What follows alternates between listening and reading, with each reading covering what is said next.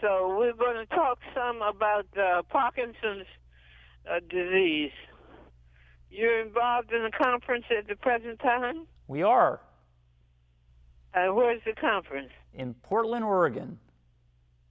I see, okay. And what is the major focus of the conference?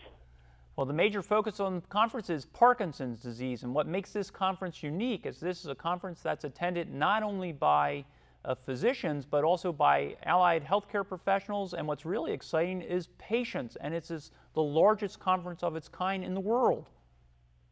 Oh, really? Yeah. So is it an annual conference? This is a conference that's done every 3 years, and it's an international conference, so it's been held throughout the world.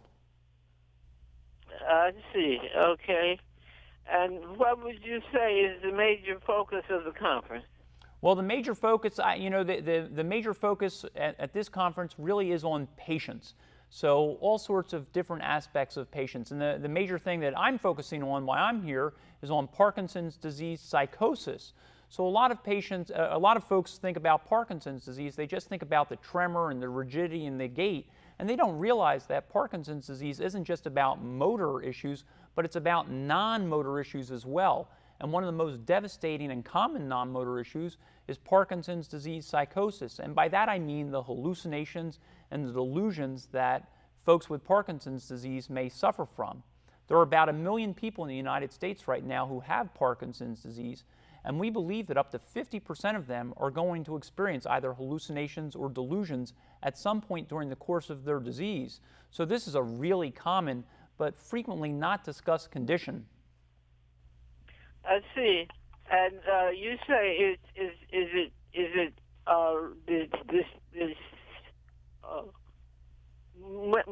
movement which is going on, or what would you say is the major characteristic? So the major characteristic are hallucinations and delusions. And by hallucinations, I mean the perception of something in the absence of a physical stimulus. So in common language, seeing things or hearing things or feeling things that aren't actually there.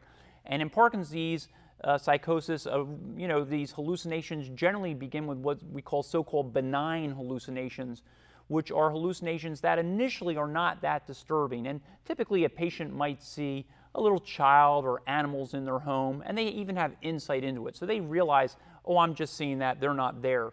But what inevitably happens for the majority of patients is those so-called benign hallucinations don't stay benign. So instead of seeing a child in the house, now they're seeing a burglar or an intruder or someone peering in their window. And you can imagine how frightening or disturbing this would be to the patient, particularly now that they've lost insight. They don't realize that it's not real. In addition, patients may develop delusions, and by delusions I mean false fixed beliefs. And the most common one that we see in Parkinson's disease psychosis is a delusion of spousal infidelity. So a patient might believe that his spouse of 40 or 50 years is engaging in sexual relations outside of the marriage, sometimes multiple times daily, in the complete absence of any activity, of any proof that anything like that is actually happening. And you can imagine how upsetting that would be, not just to the patient, but to the spouse who's being falsely accused, and then the children who have to hear their father saying that their mother is having, multiple affairs. In addition, another delusion that's really common in these folks is persecution. So they think that people are stealing their money. And again, this can have sort of devastating consequences if a parent is accusing their child of having stolen their money. So it's actually almost like feeling something that may or may not be there. That's correct. So it's the misperception or the perception of something in the absence of any real stimulus. I see. That's interesting. And at what age does it usually occur? So Parkinson's disease psychosis typically occurs in either patients who are older, patients who are taking large amounts of their Parkinson's medicine, or patients who have had the disease for a longer time. So if you're a patient who was diagnosed at a very young age, you might develop the hallucinations at a younger age, but only because you've had the disease longer. Typically, we do see Parkinson's disease psychosis in older patients. usually an older patient? Typically, you're going to see it in an older patient. And I think Jody's mom, who suffered from Parkinson's disease psychosis, she was in her late 80s or early 90s when she first was? Probably her mid-80s. Mid-80s. But really a young mid-80s, yeah. Right. And only a year after starting medication. Right. Why don't you share with Dr. Goodwin some of the symptoms that your mother experienced? Sure. Yes. Give me a little idea further. Okay. Well, my mom started having hallucinations, like I said, a year after her diagnosis. And the hallucinations started off as, really non-threatening, non-scary. She thought there were animals in her house at night, but she wasn't afraid. And then she would see, family members at her bedside, and she would become more irritated because, me, my brother, my sister, she would see us, but we wouldn't talk to her. We wouldn't answer her. Then things took a different approach. She became very afraid. The hallucinations were more threatening in nature. They were strangers. They were large groups of people congregating outside her bathroom at night. And one night she believed that a man was climbing in her back window. So that prompted her to call the police. And that's really what made me take action and have the discussion with her physician. How is it easily treated? Well, at the time that we were dealing with this with my mom, and I was just devastated because I knew how bad it really could be from other patients.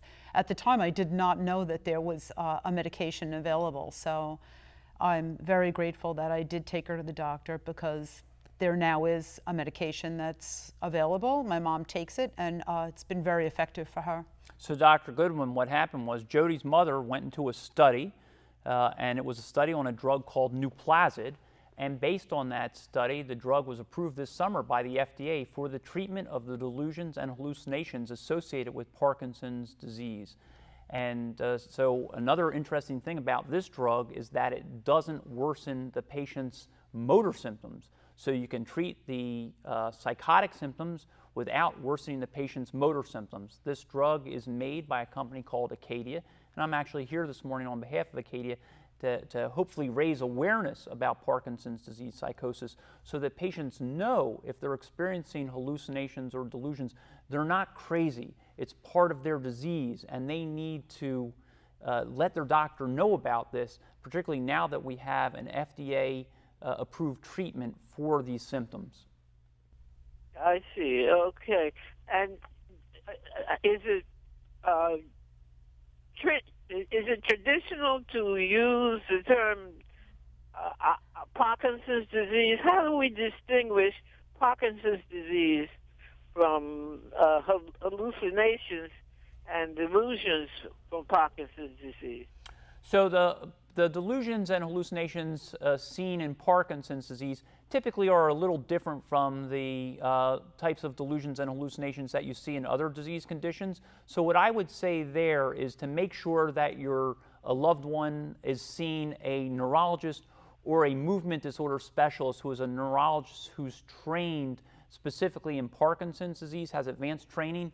And those doctors can distinguish between Parkinson's disease psychosis and some of the other conditions that cause psychosis. So that's why it's really important to get a specialist involved. One of the other things that I think that patients and caregivers can do is there are good online resources, and one of them is the National Parkinson's Foundation website, which is parkinson.org, and they have good information there about... Hold on just a minute.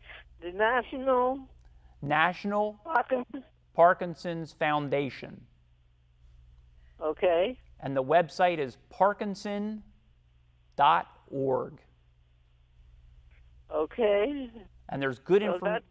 That's a good location for getting more online information. About not only about Parkinson's psychosis, but will also help answer a lot of the other questions you've raised about Parkinson's disease.